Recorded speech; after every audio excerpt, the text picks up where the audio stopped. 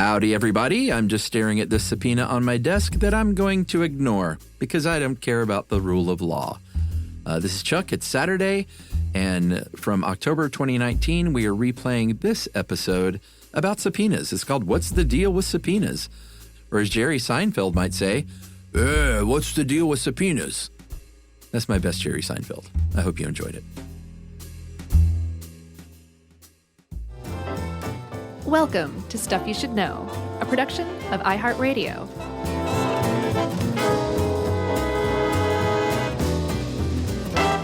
Hey, and welcome to the podcast. I'm Josh Clark, and there's Charles W. Chuck Bryant, and there's Jerry Jerome Rowland over there.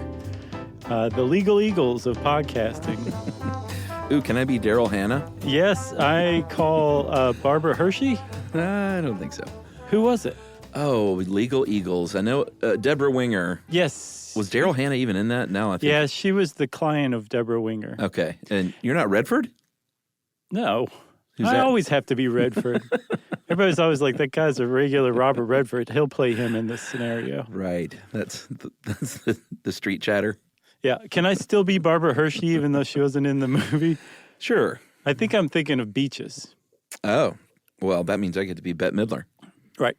I wonder how many Pod Save America listeners we just lost who had just casually decided to give us a chance. I want to learn about subpoenas. Right. Before we get going, though, can we quickly thank the cities of Orlando and Greater Orlando in Florida and New Orleans and Greater Louisiana? Yes. For 2 fun live shows? Yeah, those were a lot of fun. Let's see, we did Orlando on October 9th, I think, and then the 10th for New Orleans. Regardless, it was night back-to-back, 2 fun-filled nights, and they were just both amazing shows. Yeah, and when this comes out, I think New York will have been over, so thank you, New York. Oh, yeah. Yep. We presume it's going to have been a great time, that 3-night run at the Bell House. They're always great there. Fun yeah, crowd. And that's it, too. That's it for us for the year, Chuck. So, I mean, Thank you to everybody who came out to see our shows this year. Yeah, can we go ahead and tease our January schedule, or should we not? I think we can, sure. All right, well, we're hoping to be back at Sketchfest again. Mm-hmm. And then what did we settle on? I don't know if Portland? settling is the right way to put it, but we decided to do Seattle. We're doing Seattle. Oh, we are? Yeah, and normally for a January swing, we do Portland, Seattle, Sketchfest. Right. Well, we've got the iHeartRadio Awards in there in Los Angeles, and we just, kind of have to go to that. No, sorry, the iHeart Podcast Awards. They don't care about us at all at the radio awards. No, we can't even get in that building. Right, exactly. So we said, okay, well, we gotta pull out one of our shows because we're old men and we just can't spend that much time on the road. So instead, we're going to take Portland and put it with another town in the spring. So don't worry, Portland, we will be out there. Maybe the Couve. That's the talk. That's the chatter around town. But we have no dates confirmed yet, but just look for us again in the Pacific Northwest at the beginning of the year. That's a much better way to put it. Yeah. So do you want to talk about subpoenas? You got any other housekeeping to do? I don't think so. Subpoenas. Weird spelling. Well, yeah. So I looked up the word. Subpoena is actually 2 words. It means under penalty. Mm-hmm. And it's typically the first 2 words that were read in this writ of subpoena, basically saying under penalty of... blah, blah, blah.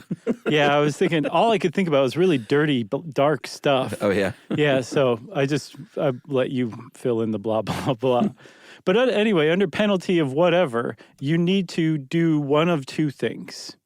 And there are 2 types of subpoenas that everybody hears subpoena, you think like Law and Order, maybe visions of Central Park run through your head because that's your only exposure to Central Park is from Law and Order. Yeah, or you think of the U.S. government because a lot of this is going to be about congressional subpoenas because that's really the juiciest subpoena. Yeah, it's not like it's new that Congress has just recently started issuing subpoenas. It's new in the conscience of America in this age, this generation. I mean, it's been going on for a while, but normally when people think subpoenas until like basically 2017, 16, 18, not necessarily in that order. Most people thought of courtroom subpoenas, and that is, typically the subpoena most people are ever going to come up against in their lifetime. That's right. But you mentioned the two types. Do you want to break out your Latin, or shall I? You take the first, I'll take the second. Oh, okay. The first one's easy. The first one is subpoena ad testificandum. Wow. Did you see that? You just made a mouse appear and run out of the room. The next one, the first one, the one you just said. Mm-hmm. That means you got to come to court. You just nailed it. Yeah, it says that you have to come and testify. And you might not be a party to the lawsuit. Like it can be a civil case or a criminal case. That's a big thing to point out. But basically it's saying you have some information. You witnessed an act. You overheard a conversation. The defendant confessed something to you. We need you to come to court and tell your story. And that's what that first subpoena is saying to do. Yeah, and not necessarily court, but it can be any kind of legal authority. Yeah, it could be a deposition. Sure. It could be an arbitration. But typically it's the authority of a court of law to basically say, we're going to levy a fine against you, or we're going to arrest you and put you in jail if you don't listen. That's used to kind of enforce subpoenas. That's right. So the second one is the subpoena duces tecum. Hey, nice. Thank you. And that is basically saying, hey, you have a document, you have a hair sample, you have some sort of bodily fluids we want to get our hands on, you have a secret tapes? Yeah. Or a computer hard drive. Yeah. Something like that we want you to produce because we want to use it as evidence. And there's a really important point to put here. Like a court is saying, a court or an official of the court or of the government is saying, we want you to do this because we have this lawsuit going on and you have something we need. But it's not necessarily the judge saying it. The judge is signing off on it. It's really a lawyer for one side or the other saying, hey, I heard that this person has this secret tape and I need to get my hands on it. Judge, can you order this person to bring it to me so that I can enter it into evidence? And then the judge says, speak to my clerk. Mm-hmm. And then usually the clerk of the judge who's handling that case. Mm-hmm. They say talk to the hand? Yeah, and they'll generally issue it on like official court letterhead and official documentation. It's not like the judge is washing their hands of it necessarily. No, I'm sure like if they do something egregiously wrong, the judge is going to hear about it and punish them. That's right. And then it's served usually in person, kind of, handed to you like on the TV shows and in the movies. Yeah, either by a sheriff's deputy or a process server. Yeah, but not always. It depends on if it's congressional or if it's, civil, regular Joe Schmo stuff. Yeah, well, yeah, for sure. But I think even if it is regular civil Joe Schmo stuff, you can still go hire the sheriff's department to serve papers, to serve a subpoena. Oh, for sure. I think the congressional ones are not served by a sheriff. Oh, I see. Who do they use? I think it depends. It could, the way congressional subpoenas work is all sort of dependent on the individual committee that's seeking that subpoena. Mm-hmm. So they all have their own individual rules about like whether you need a majority vote to even get a subpoena or whether the chair of that committee is, has the power to grant or request a subpoena. Right. I've read some of them know that it's a real downer to get a subpoena. So some congressional committees use that mascot from the 1984 Olympics, the eagle, to come issue your papers to you. I don't remember that one. You don't remember that eagle? No. Was this like a cartoon eagle from 1984? Yeah, I can't get past the Atlanta Olympics mascot. That's why I can't get back to 1984. Was it What's It or Who's It? Oh, I don't even know. It was one of those two. What was that thing? I don't know. It was a last minute thing. What was the name? It was What's It or Who's It? Was it? Yes. Yes. Oh, man, it was bad. I was out of town. I fled. You didn't miss anything? But I do remember watching the opening, whatever they're called, the opening ceremonies. Opening ceremonies. Right. And seeing the stainless steel pickup trucks driving around and just thinking, oh, boy.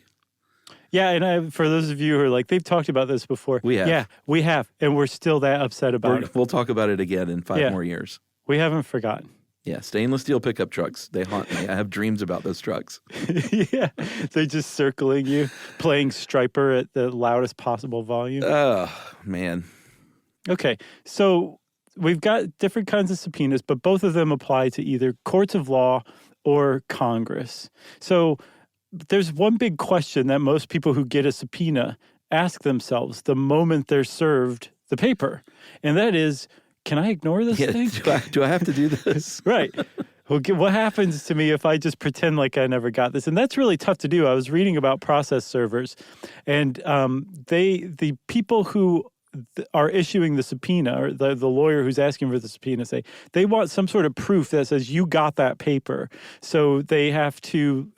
There's like certain rules and regulations to serving somebody with a subpoena. So it's really difficult to pretend like you're not. Like you didn't get it. And a lot of people actually go to a tremendous amount of trouble to avoid being served a subpoena. Sure. They will like move around. They will pretend they're not home. They won't let anyone else answer the door because in some states you can leave it with a competent 13-year-old or 18-year-old. They'll stick their hands in their ears and go, la, la, la, la, la, la. Right, exactly. They'll do a lot of stuff to keep from being served.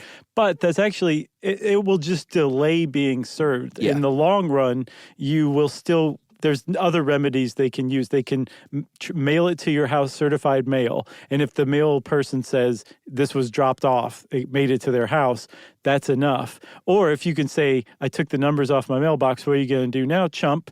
They can actually post an ad in the local legal organ, the newspaper, and then that will be considered serving you. So either way, you're going to end up being considered to have received the subpoena eventually. And if you do, you probably shouldn't ignore it.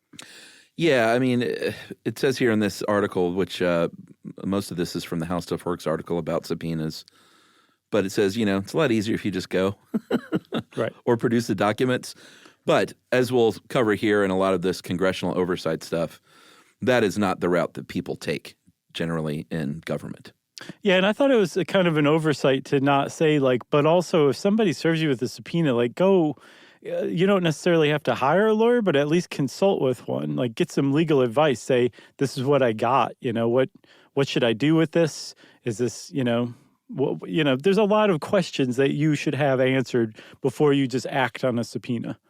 Yeah, and, when it comes to ignoring subpoenas, and that's what a lot of this will be about is what's going on with our government right now and previously, and what happens if you defy Congress, and is there any accountability for that, or can you just sit on your hands, say nope? But there have been some very famous cases in the past, 15 years or so, where subpoenas have been ignored. Not starting with, but we can start with Eric Holder, Attorney General for Barack Obama. Yeah, that was a big one. That was part of the Operation, the Fast and Furious scandal. Scandal? Yeah, it was definitely a scandal. It from what I remember, it involved secret gun sales, or else some guns were let out into the community to be traced to see who they went to, and one of them ended up being used to murder an ICE officer, I believe. Well, Attorney General Eric Holder refused, under direction of Obama, to answer that subpoena. And he became the first sitting cabinet member to be voted in contempt of Congress. Oh, is that right? Yeah. And, you're like, oh, what happens then? Well, 3.5 years later, a judge ruled that he did not have the right to defy Congress. And by that time, there was a new Congress, and it was a moot point. That's a really big thing to remember, is a contempt of Congress vote, where you are supposedly in trouble for ignoring a subpoena, only lasts as long as that session of Congress. Unless the next session of Congress wants to pick it up. Yes, but then they have to hold another vote. And the chances that there has been a change in leadership potentially in that Congress is, high enough that if you make it through that Congress, going into recess, you're probably going to get away with it. And I mean, that's par for the course. It wasn't just Eric Holder who got away with it. Harriet Miers, who was a White House counsel to George W. Bush, there was a mass political firing of U.S. attorneys. Yeah. And 2008. Yep. And she and I think Chief of Staff at the time, Joshua Bolten, were both held in contempt of Congress. And man, if you look up follow-up reporting on this stuff, it's while it's going on, they're they could face fines and jail time. And finally, I found some follow-up. It was like nothing happened. Absolutely nothing happened. There was no legal ramifications. There were no personal ramifications. There was nothing happened whatsoever to Harriet Miers or Joshua Bolten or Eric Holder for just saying Congress, the United States Congress, go sit on it. Yeah. Which is essentially what you're saying when you ignore a subpoena. Sit on it. And because of this, you remember Representative Darrell Issa, probably by name. He was involved in trying to get Eric Holder, in the room, and he was so mad he sponsored or introed a bill to strengthen subpoena enforcement power, and it died in the Senate. And before we, I think we're about to take a break. Before we do that, though, we should mention that currently White House counsel Don McGahn has refused to testify or refused to answer his subpoena under direct order of Trump.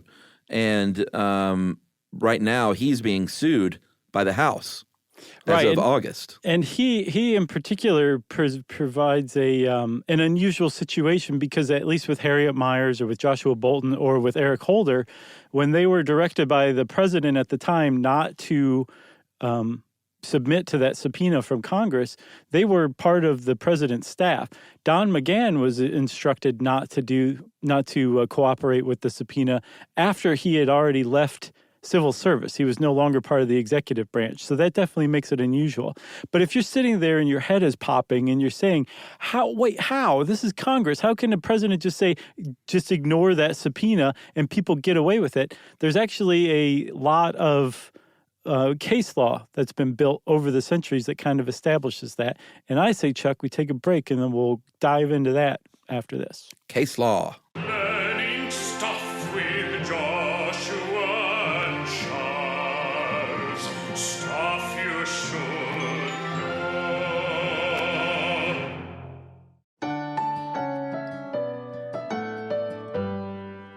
Stuff you should know.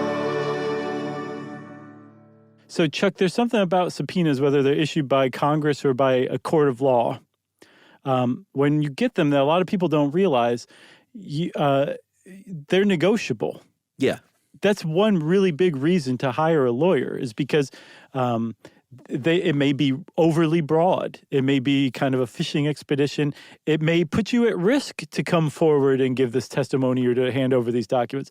And if you hire a lawyer and say, hey, these are the things I'm worried about, they can go and argue to the judge like, hey, how about we just limit this subpoena to these documents rather than everything on my client's hard drive? Or it's really a big hardship for my client to make it here, and the $15 a day that the court's paying him for coming to testify isn't actually going to cover it. So, can we negotiate a higher fee or something like that? There's a lot of stuff that can be done. But this is a tactic that's also used with congressional subpoenas too, where say like the executive branch will go, I think that this is a little overly broad, but maybe we could give you this document. Will that satisfy you? And then they go, nope. Sometimes they say yes, though, and part of that negotiation comes out of this subpoena process. It's a response to it.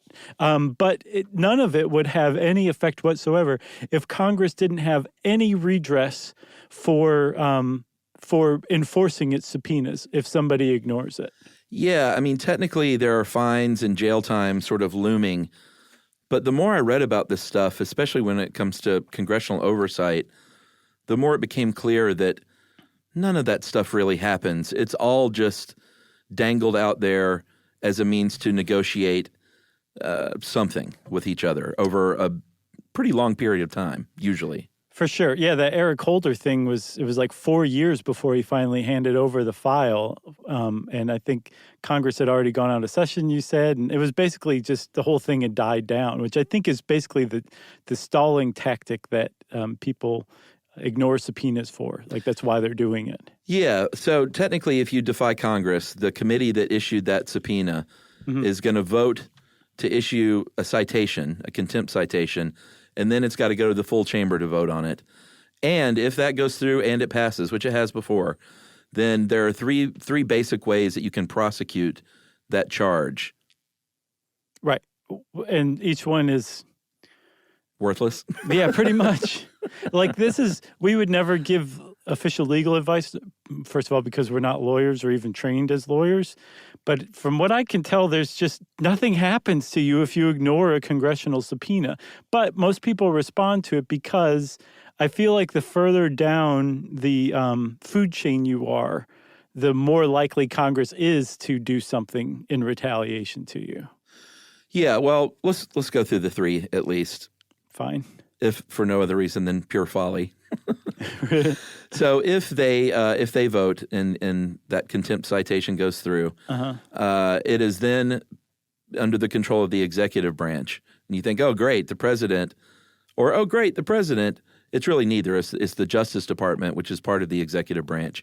It's up to them to decide whether or not they're going to prosecute criminally, and they're going to say no. They're going to say, and we'll talk a lot about executive privilege coming up, but they'll usually cite that and decline to prosecute, basically kind of saying, you know what, we don't get involved in this stuff. Right. So that is specifically when it comes to subpoenaing something from the White House. Correct. Or the executive branch. Now, if Congress is being ignored by, say, like the owner of the Houston Astros, they can go to the DOJ and say, hey, the Houston Astros baseball team owner is ignoring a subpoena. We want you to go after the guy.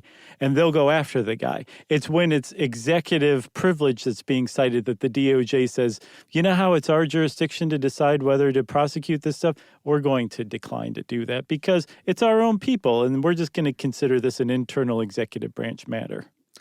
Number two is the civil judgment. Right. So and that's when you need the courts to basically enforce this. Go into court and saying, we need your help to enforce this civil suit against somebody who stiffed us. Right. Like, you know how you can go arrest somebody and put them in jail? Can you do that on our behalf, basically? But this is super slow, like turtle-like slow.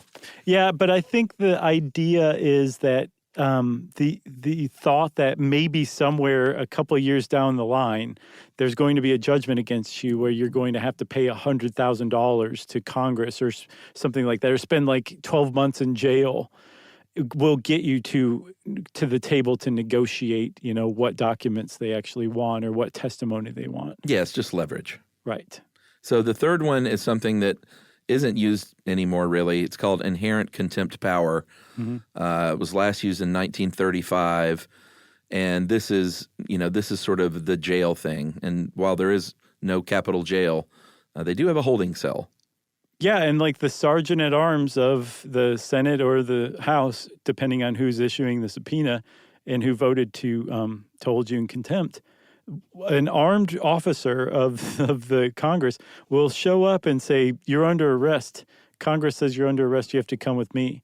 Or, as has been kind of bounced around lately by Democrats in the House, replacing the idea of jailing somebody, of arresting and jailing them, with a much, much stiffer fine than people have traditionally faced. Something more on the order of, I think, between $25,000 and $250,000. I think a day, actually, for ignoring this kind of stuff. Which I would guess that would get people moving if they actually go through with that. Yeah, I would think so. Hit them in the pocketbook. Yeah, I mean, that hard, plus it's the government too, so it's like, hey, you know, these tax credits you're getting, we're taking those away, and this tax return that you were expecting, we're going to hang on to that. Like, this is where they could actually do something. Yeah. I think. So if it's not a congressional subpoena, if it's just like we're talking about a regular court subpoena, it all depends on what jurisdiction you're in and the presiding judge that's on that case. Yes. But again, because you can be arrested as a matter of routine course of a court, you really should respond at least to a subpoena, or else, you know, the chances of something happening to you from a court of law are much higher than Congress, apparently. Sure. So, can we talk about case law? Yes, finally. We got all that boring stuff out of the way. Yeah, this first one is kind of interesting. And the way the judiciary works in this country is just super fascinating to me. The older I get, the more I read about it. I'm not becoming a legal wonk by any means. Illegal? But I get it. Like, you know, I get it that people are super into this kind of thing. I hadn't realized you'd gotten into the judiciary. Yeah, I think it's pretty fascinating. What got you into it? Just like news following the news or something? Or Yeah. And just sort of reading about a case, like in this case from 1800, and then, precedent and what that means. Right. And when it shouldn't matter and should matter. Like the one from 1800 you're talking about is U.S. v. Cooper? Yeah, Thomas Cooper, who was a scientist and an attorney and a thorn in the side of President John Adams. Right. In a big way. Yeah, so in, I think, 1798, the U.S. passed the Sedition Act, which said that it's illegal to criticize the U.S. government. Yeah. Unfortunately, when Thomas Jefferson came into office, he said, we're going to kind of do away with that and keep it away forever as much as we can. But there was a guy named Thomas Cooper who, like you said, was a thorn in the side of John Adams, and he was arrested and prosecuted during a time when the Sedition Act was still in effect, and he lost his case. But the way that it relates to subpoenas and ignoring subpoenas, and specifically the executive branch ignoring subpoenas, is that all the way back in 1800, when the United States was just a couple of decades old, this guy, Thomas Cooper, tried to subpoena John Adams to come testify as part of this case. And the court said, we don't really subpoena presidents, we've decided. Yeah. And that set a precedent for the rest of history. It basically said presidents are accepted from the goings-on in normal court stuff. Even when they're directly related to the case, they don't have to come. Right, but that same case said, but you can subpoena someone from Congress. That's a big one, too. That was a big one. Cooper, it didn't work out for Cooper. Like you said, he was convicted. So none of that mattered except for establishing this precedent. Precedent? Right. Precedent. You got it. In this case, you could say it either way. I guess so. So that moves us on to 7 years later, U.S. v. Burr. This is John Marshall, Chief Justice John Marshall, headed this one up. And basically this had to deal with President Thomas Jefferson saying, hey, they want you to come to provide these documents. It was a doozies tecum. Right. Deuces? Deuces? Deuces. Deuces tecum. And Jefferson was like, hey, here are some of those documents that you want. And they're like, but where are the rest of them? And he was like, I'm not going to give you those. And I'm also not going to show up because you know what? I got to be presidenting. Yeah, the executive branch is too powerful and too important. It's the only branch that's supposed to be open 24/7, 365. Yeah. And I just can't get away. Like my work is too important to come be part of this. And that gets less and less able to prove these days, I think. Yeah, for sure. Like, you could take off a half a day. Right. You got a BlackBerry. You can definitely email, keep tabs on work while you're gone. But yeah, so I thought the same thing too, that it does not hold water, but it does set a precedent for the president, like you were saying too. And those two cases basically say together that, again, the president doesn't have to come be part of this. And executive privilege is, I guess, where this came from this particular case, where it's saying like, no, the president doesn't have to have anything to do with this, and the president's documents are the president's business and can't be subpoenaed because we're going to call this executive privilege. Right. And there are five types generally of executive privilege that have been used thus far. One is presidential communications. Okay. Number two is the deliberative process. Number three is attorney-client communications, big one. Yep. Fourth one is law enforcement investigations. And the fifth one is anything that's sensitive in terms of military or national security or diplomatic relations, that kind of thing. And that's the one in particular that has been upheld over the years. It's the idea that there are secrets that the White House has that it just need to be kept, or else people are going to lose their lives, or else diplomatic ties are going to be upset, that kind of stuff. And so those should be protected under executive privilege. But the rest of the stuff has been subject to scrutiny over the years for sure. Yeah, because obviously a president is going to try and draw that privilege as broadly as possible. Oh, yeah, for sure. And You that's especially been the case ever since Nixon onward, at least, where there's this idea called the unitary executive theory, which is basically like, these are separate branches of government, and the executive branch is in charge of everything to do with the executive branch. It's none of Congress's business, and the executive is basically this extraordinarily powerful single person. And that's been attempted to be invoked and proved time and time again in throwing off congressional oversight. And that seems to be kind of what we're in the midst of right now, is a really big test of this unitary executive theory. Yeah. In saying, like, no, not only just the president, but the entire president's staff, and in fact, the entire executive branch can ignore subpoenas from Congress because Congress doesn't have any authority over the executive branch. And that's kind of what we're witnessing right now. And on the one hand, well, there's really just one hand. The great value of having an executive, a unitary executive, is that if you're a vested interest or a very powerful group, you've only got one person to change over to your side rather than 500 of them. You know what I mean? Yeah. So it's very dangerous. It also very much flies in the face of the three branches of government and the checks and balances that each one's supposed to have over the other. Yes. Because part of Congress's role is what's called congressional oversight. Yep. That says we're responsible for making sure you're not getting out of control. The president, the executive branch, has veto power, saying, Congress, you guys are nuts. This is no law that should be passed. I'm going to say no to this law. And then the judiciary has judicial review. They get to say this law is unjust, or this executive agency's action is illegal. And by doing this, these three branches keep one another from getting too strong. And the unitary executive theory flies in the face of that and says, nope, the executive branch is more powerful than all of them. The other two don't have checks over them, and let's just see what happens from here. That's right. Should we talk about Watergate? Yeah. So we should do a full episode on Watergate. I think I've said that before. I agree. But everyone knows what happened there. President Nixon was involved in some hinky activities.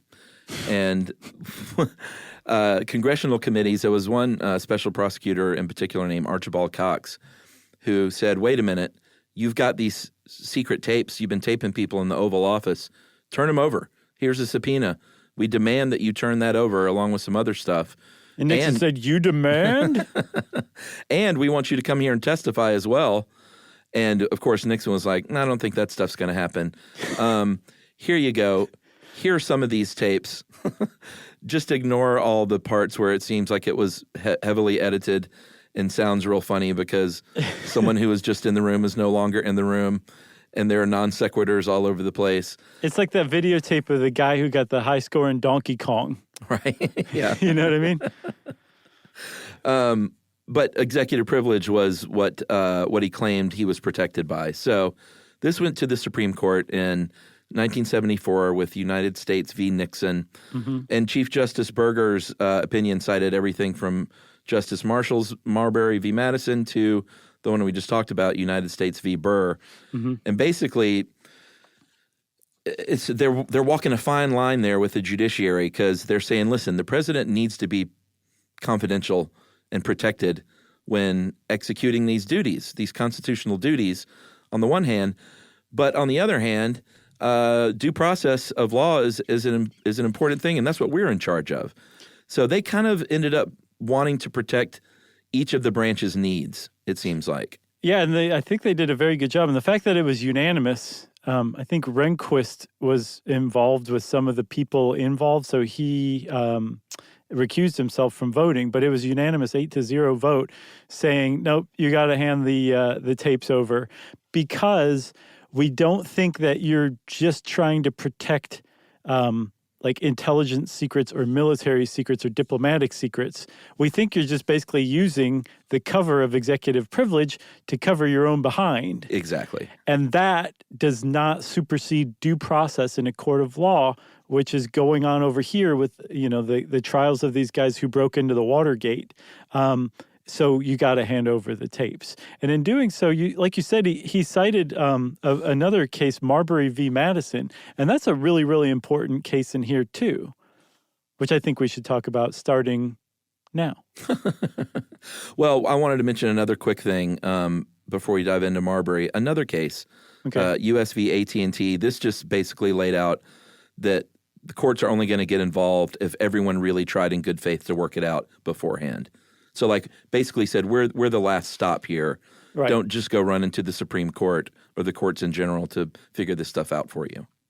Right. Although I think the Constitution says that the Supreme Court are the ones who are supposed to be running the show when it comes to like a high enough official, a case regarding a high enough official. Oh, yeah. All AT&T, the case said was you have to really try to work it out amongst yourself before it even gets to us. Oh, gotcha. Okay. Yeah. I gotcha. I see what you're saying. Yep. So, but good faith, of course, is broadly defined too. So right. So in Marbury versus Madison, that one basically said, hey, there's this one component here. Yes, we've established that the legislative branch, Congress, can issue subpoenas, and that the executive branch can exert executive privilege and say no to some subpoenas under some cases. But we're also going to say in U.S. v. Nixon in 1974 that the court can say, no, your right to secrecy is overshadowed by a right to due process in most cases. But the one that really says at the center of this is the judiciary, and that the judiciary has a right to decide cases where the legislative and executive branches are in dispute, is this Marbury versus Madison case from, I think, 1804. And it was, from what I understand, a masterstroke of legal eagleness. by Justice John Marshall.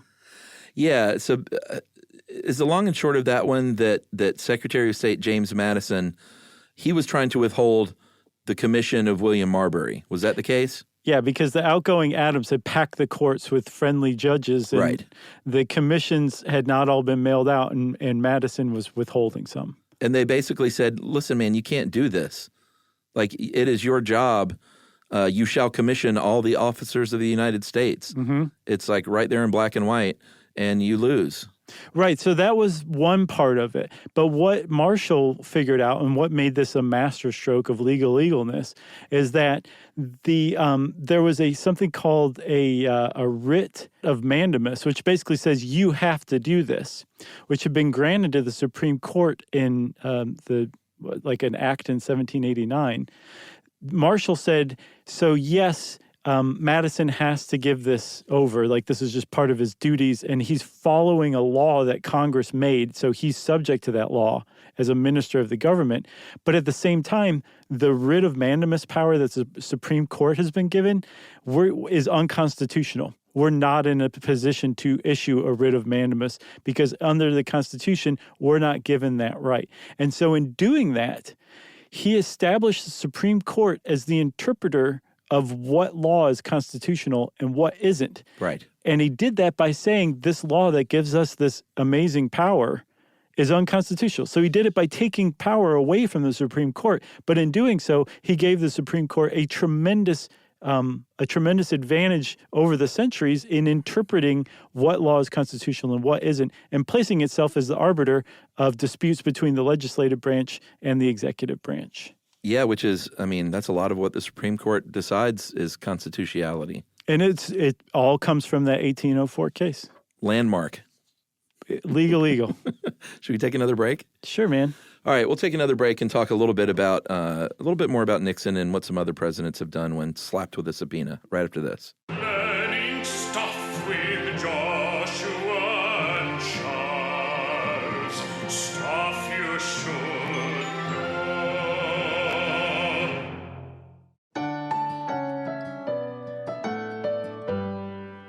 Stuff you should know.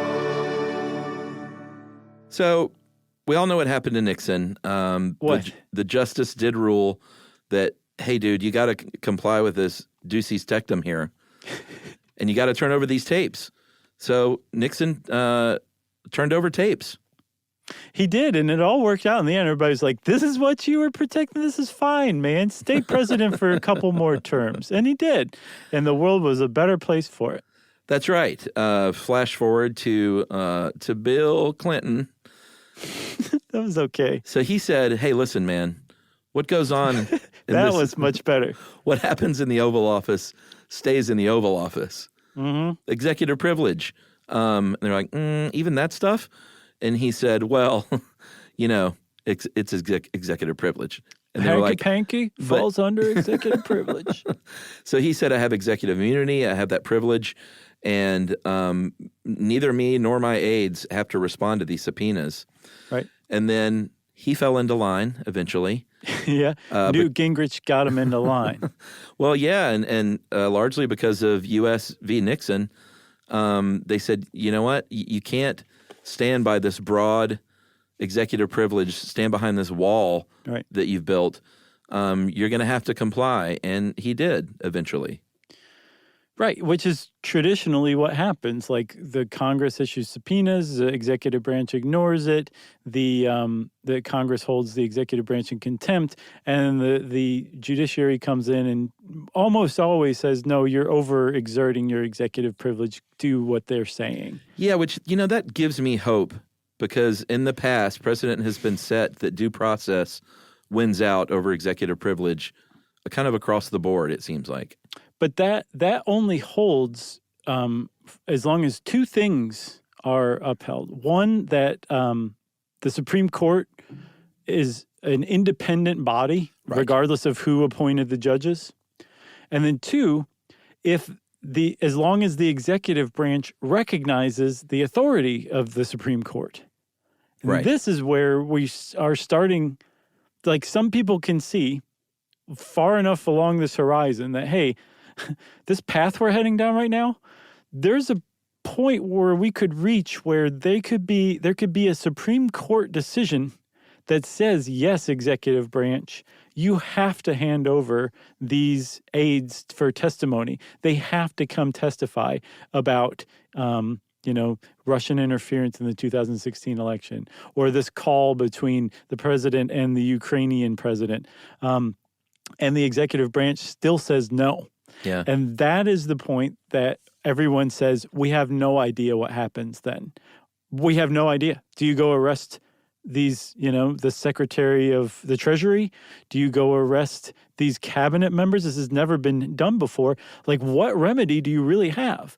And that's where we are with testing out this unitary executive theory. How far can you kick the kind of unwritten rules of the Constitution? Well, there's lots of written rules of the Constitution, but also like the unwritten rules and procedures that kind of have guided all of this for so long. What happens when those things just stop being recognized as valid? What do you do? Well, I don't know, because in the past, through our history, and this is on both sides of the aisle, Democrats and Republicans have always, not successfully, but they've always tried to argue that courts should not get in these subpoena battles and should not get involved with this executive privilege claim. Right, and in particular, Trump's legal counsel's latest position, which I think came out in September of this year, it's a doozy. It basically takes, and here's something we need to remember here. Like, this is not brand new with Donald Trump, right? Like, if you can't stand Donald Trump, this is his White House. His administration is building on stuff that previous presidents have built on, both Democrats and Republicans alike. Yeah. There has been a real push, basically since Nixon, to instill as much power into the presidency and the executive branch as possible. And this is an extreme version of that, but it's still kind of following the same path. But what they're doing is more aggressive than what previous administrations have done, and they're basically saying this. If you subpoena us, the executive branch, if you, the Congress, subpoena one of our people, right, any of our people for any reason whatsoever, the president can say, no, do not respond to that subpoena. Do not go before Congress. Do not hand over those documents. I'm the president. I'm ordering you to. Congress can issue a writ of contempt or find the person in contempt. But that's it. That's where it ends, because the president can say, well, this is an interbranch dispute between the legislative branch and the executive branch. And because the judiciary can't be drafted or shouldn't be drafted in to solve these disputes, that's all it will remain, is an interbranch dispute. And the Supreme Court really has no purview in deciding these cases. Yeah. And when you have that, then that means that the executive branch has been removed from the oversight of law. It becomes above the law. The law no longer applies to it. And so whatever the president wants to do, whatever the president directs his or her agencies to do, is de facto legal, just because the president and the executive branch are not subject to the laws of the land, including rulings by the highest court in the United States. That's what the latest argument is setting us up for. Yeah, I mean, this is what the Justice Department, there was a great article in the Washington Post by Harry Littman called "The Justice Department's Outlandish and Arrogant Position on Congressional Subpoenas." And this is from that article. It said, according to the Justice Department, there is no constitutional or statutory basis for a congressional committee to try to enforce its subpoenas in the federal courts where the executive branch has decided not to do so. Right. So basically, yeah, they said no, and so they said no. And all of this arose from an opinion regarding Trump's tax returns, I believe. Yeah, that's sort of where the whole thing got started. Yeah, where the Treasury Secretary, Stephen Mnuchin, said, no, we're not doing that. And Congress said, well, we're holding you in contempt. And then the Office of Legal Counsel from the White House issued this opinion. And I mean, it's a doozy, but it's also saying, like, what are you guys going to do? What can you do? And that's the big question now. Well, and it makes you wonder what would have happened if Darrell Iss's bill had gone through that makes subpoenas super enforceable. Right. Because, we've seen it on both sides of the aisle where one political party will get mad and vote something in that will come back to sting them later on. Right. On the hind end. It is, but also you also can't help but wonder, like, are Republicans' loyalty to Congress greater than the Republicans' loyalty to the executive branch? Like, it's like, in any restaurant, there's tension between the wait staff and the kitchen staff, but they're all working at the same restaurant. They're all trying to do the same thing, which is get high quality, nourishing meals out to the patrons who are citizens like you and me, right? But there's still tension. You're not doing it fast enough, or you burn these fries or something like that. But we benefit from that tension. We, the patrons of this restaurant that we call America. That's right. Well, what happens at the end of the day, everyone just goes behind the restaurant and smokes a joint by the dumpster. Maybe that would make our Congress or our government work more efficiently if the executive branch and the legislative branch and the judicial branch all got together and burned a doobie together. By the grease trap. Right, exactly. I don't even remember what my analogy was meant to assert. So sorry. But it's fine. But we are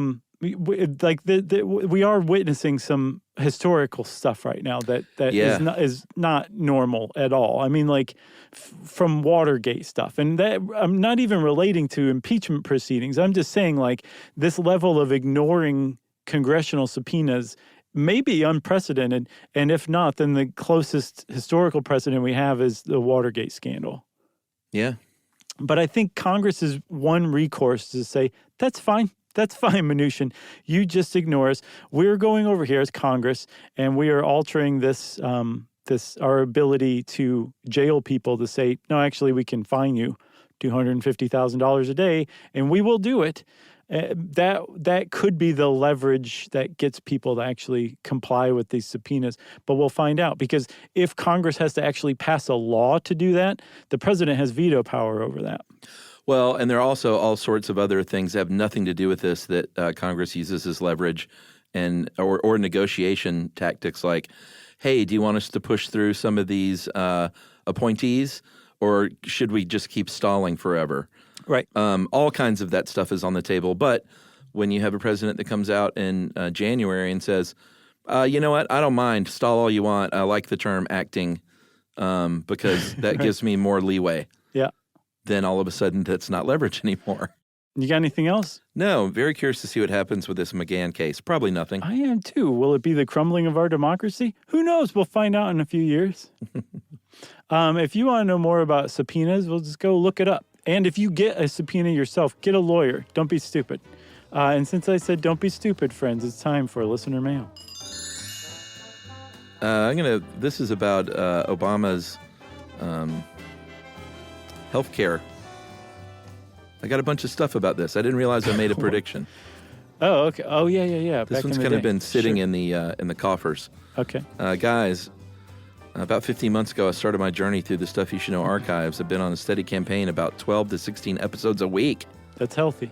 Wow. Why I'm writing, though, 10 years ago, Chuck made a bold prediction, and the rumors, the myths, and truths behind Obama's healthcare plan episodes. Didn't we do like 4 of those? We did. Yeah, I think we did 4. You're right. But this one was specifically about that episode. Chuck, I said, call me in 10 years if there are no more private insurance companies, because that was one of the big knocks on it. It's like, This is going to do away with private insurance, and I'll buy you a beer. Tragic. Chuck legitimately said, I'm on record, and he extended the bet to anyone out there. Now, that statement was more of a gentleman's bet than a legal promise. However, that is more binding in my opinion. Nonetheless, I would like to congratulate you, Chuck. I was getting worried there for a second. On the expiration of that term and that promissory statement, that could have been a pretty pricey liability.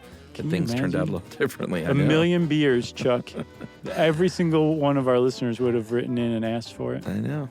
That is from Jack Simmons. Nice going, Jack. And welcome to the club. We're glad you found us, and even more so that you like us. So we'll do our best to keep it up for you and everybody else. That email's a couple of months old, though. He's probably forgotten about us already. That's right. He's moved on to Pod Save America. That's right.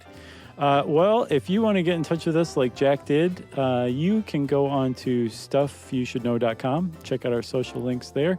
You can also send us an email. Wrap it up, spank it on the bottom, and send it off to stuffpodcast@iheartradio.com. Stuff You Should Know is a production of iHeartRadio. For more podcasts from iHeartRadio, visit the iHeartRadio app, Apple Podcasts, or wherever you listen to your favorite shows.